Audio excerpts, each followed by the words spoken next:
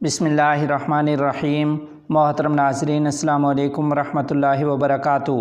قائد جمعیت حضرت مولانا فضل الرحمان صاحب دامت برکاتہم العالیہ کا مذمتی بیان۔ تفصیلات کے مطابق جمعیت علماء اسلام کے سربراہ حضرت مولانا فضل الرحمان صاحب دامت برکاتہم العالیہ نے اپنے ٹویٹ پیغام میں کہا ہے کہ اسلامی جمہوریہ پاکستان میں ہونا تو یہ چاہیے تھا کہ حکومتی سطح پر فلسطینی مسلمان بھائیوں کے ساتھ کھڑا ہوا جاتا، لیکن جہاں اسلام آباد کی سڑکوں پر فلسطینی مسلمانوں کے ساتھ یکجہتی کرنے والوں کو بے-دردی سے شہید کیا جا رہا ہے۔ انہوں نے کہا کہ ہم اس کی شدید مذمت کرتے ہیں اور شفاف تحقیقات کا مطالبہ کرتے ہیں۔ مولانا فضل الرحمان صاحب نے کہا کہ اللہ تعالیٰ کارکنان کی شہادت کو قبول فرمائے۔ میں غم زدہ خاندانوں سے تعزیت کا اظہار کرتا ہوں، اللہ تعالیٰ ان کو صبر جمیل عطا فرمائے۔ محترم ناظرین، اسی کے ضمن میں آپ کو خبر دیتے چلیں کہ آج جمعیت علماء اسلام کے سربراہ حضرت مولانا فضل الرحمان صاحب دامت برکاتہم العالیہ کی رہائش گاہ پر اپوزیشن جماعتوں کے اتحاد کے وفد کی عمر ایوب کی سربراہی میں آمد ہوئی ہے۔ وفد کی مولانا فضل الرحمان صاحب دامت برکاتہم العالیہ سے ملاقات جاری ہے۔ اس ملاقات میں عمر ایوب، اسد قیصر، ساجد ترین، اخندزادہ حسین شامل ہیں، جبکہ دوسری جانب سے مولانا عبدالواسع، سینیٹر مولانا عطاء الرحمان، سینیٹر کامران مرتضیٰ اور دیگر شریک ہیں۔ دارالعلوم دیوبند کے شعبہ محاسبی کے ناظم نذیر عثمانی کا انتقال۔ تفصیلات کے مطابق دارالعلوم دیوبند کے شعبہ محاسبی کے ناظم نذیر عثمانی منگل کی صبح فجر سے قبل معاویہ کالونی میں واقع اپنی رہائش گاہ پر علالت کے باعث انتقال فرما گئے ہیں۔ ان کی وفات پر دارالعلوم دیوبند کے محتمم حضرت مولانا مفتی ابوالقاسم نعمانی دامت برکاتہم العالیہ اور دیگر ذمہ داران، علماء کرام اور شہر کی سرکردہ شخصیات نے گہرے رنج و غم کا اظہار کیا اور پسماندگان سے تعزیت مسنونہ پیش کرتے ہوئے مرحوم کے لیے دعائے مغفرت کی ہے۔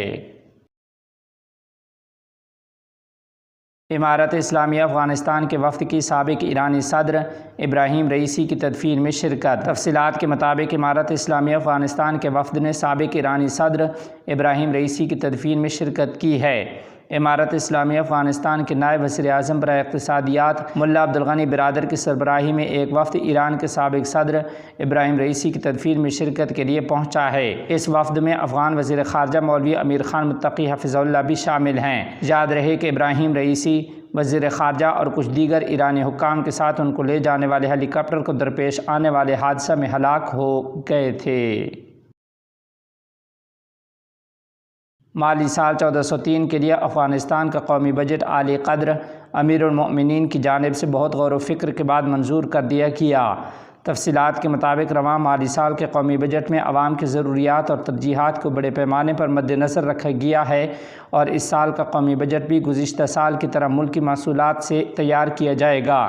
ذبیح اللہ مجاہد حفظہ اللہ نے اپنے ایکس اکاؤنٹ پر جاری پیغام میں کہا ہے کہ ہمیشہ کی طرح وزارت خزانہ مالی سال 1403 کے لیے قومی بجٹ کو ملک کے مالیاتی نظام میں رکھے گی۔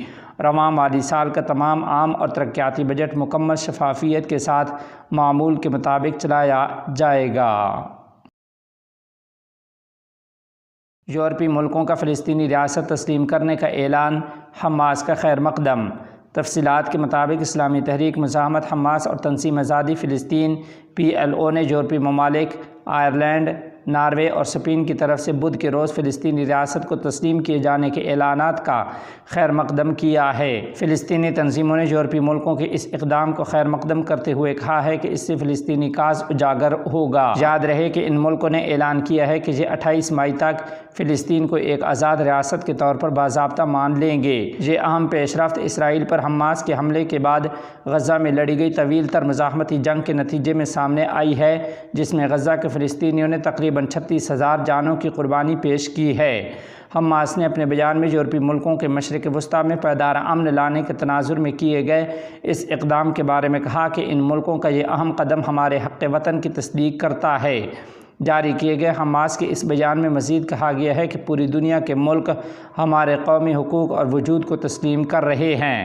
حماس کے سینئر ذمہ دار باسم نعیم نے کہا کہ یہ فلسطینیوں کی دلیرانہ مزاحمت، استقامت اور قربانیوں کا ثمر ہے کہ یورپ کے 3 ملکوں نے فلسطینی ریاست کو تسلیم کرنے کی بات کی ہے۔ AFP سے بات کرتے ہوئے کہا کہ ہمیں یقین ہے کہ یہ مسئلہ فلسطین کے حوالے سے بہت اہم موڑ بنے گا۔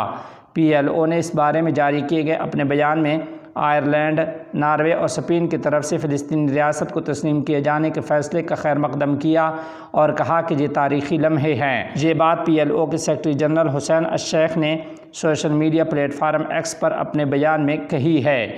واضح ہے کہ امریکہ سمیت بہت سے دوسرے ملک بھی فلسطینی ریاست کو تسلیم کرنے پر راضی ہیں، مگر کہتے ہیں کہ وہ فلسطین کی سرحدات اور یروشلم کے بارے میں واضح اتفاق کے بعد ایسا کریں گے۔ تاہم 7 اکتوبر کے بعد آنے والی تبدیلی نے یورپ کو جھنجھوڑا ہے۔